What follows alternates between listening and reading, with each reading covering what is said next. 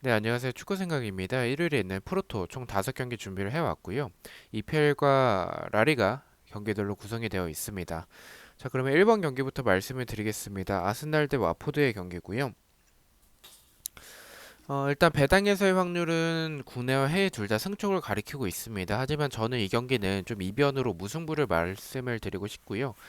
이 경기를 일단 이변을 바라보는 부분들은 아스날이 수비적으로 봤었을 때 측면에 대한 불안한 부분들, 이 부분들은 저는 와포드가 측면에서의 공격이 나쁘지 않기 때문에 충분히 노릴 수 있을 것 같다라고 생각을 했고요. 또한 아스날이 전체적으로 경기력이 최근에 흐름이 좋긴 하지만 이 정도로 배당이 낮게 책정이 될 만큼 와포드 상대로 크게 압도적인 모습은 아니기 때문에 저는 이 경기에서는 충분히 이변이 나올 수 있을 것 같다라고 판단을 했습니다. 이변이라면 무승부가 적합할 것 같다라고 생각을 해서 무승부로 말씀을 드리고요.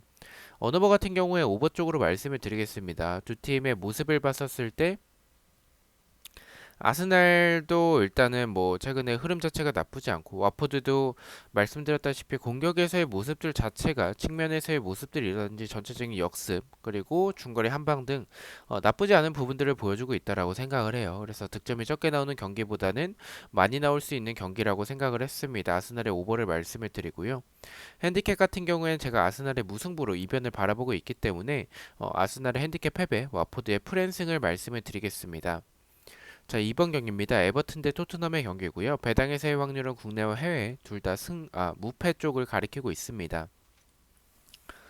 저는 이 경기에서는 에버튼의 패로 토트넘의 정배당을 가져가 보도록 하겠습니다. 일단 이 유로파 컨퍼런스 리그가 있었기 때문에 체력적인 부담은 토트넘이 좀 있을 것 같고 또 원정에서의 경기라는 점 때문에 또 에버튼이 연패가 길다라는 점 때문에 이 경기에 대해서 좀 고민을 많이 하긴 했는데 그래도 이제 이 토트넘이 콘테 감독이 들어오고 나서에 보여주는 모습들이라든지 아니면 에버튼의 최근의 흐름 자체가 좋지 않고 경기력에서도 공격도 좀 풀리지 않는 모습들과 수비적으로도 공간도 있고 제공권에서의 좀 불안한 부분들 지금 콘테 감독의 토트넘이라면 충분히 노릴 수 있을 것 같다라고 생각을 했습니다. 에버튼의 패로 말씀을 드리고요.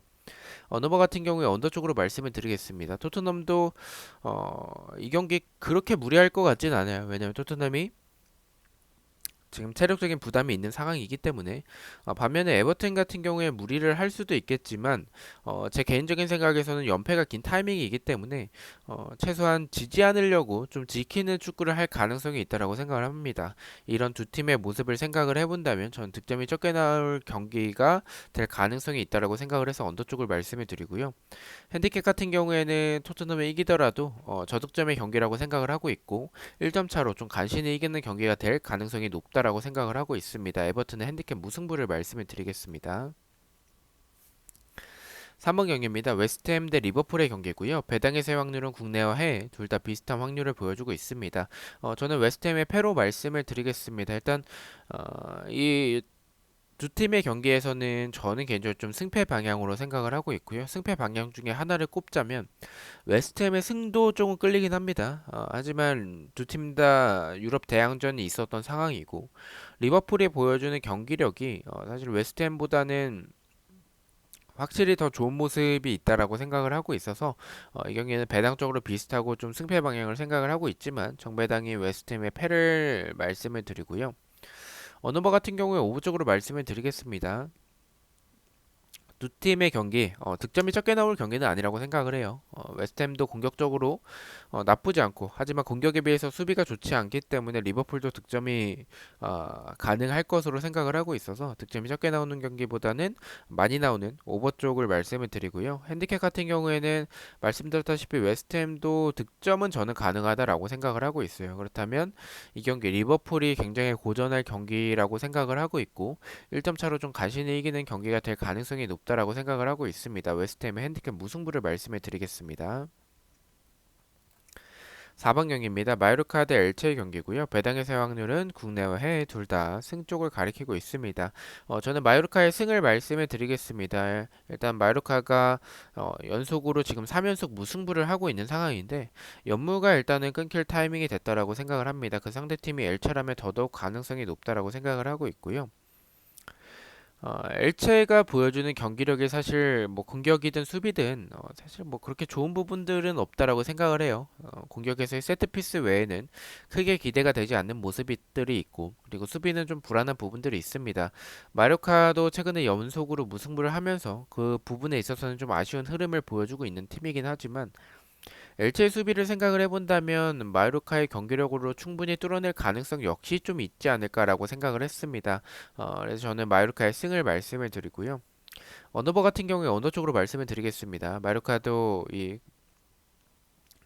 쿠보 선수가 이탈하고 나서의 결정력에서의 좀 아쉬운 부분들을 최근에 보여주고 있다라고 생각을 하고 있고 엘체는 말씀드렸다시피 특색이 크게 있는 팀은 아니라서 득점이 많이 나오는 경기보단 적게 나오는 언더 쪽을 말씀을 드리고요. 핸디캡 역시 저득점의 경기라고 생각을 하고 있기 때문에 마루카가 이기더라도 1점 차의 경기가 가장 좋을 것 같다라고 판단을 했습니다. 마루카의 핸디캡 무승부를 말씀을 드리겠습니다.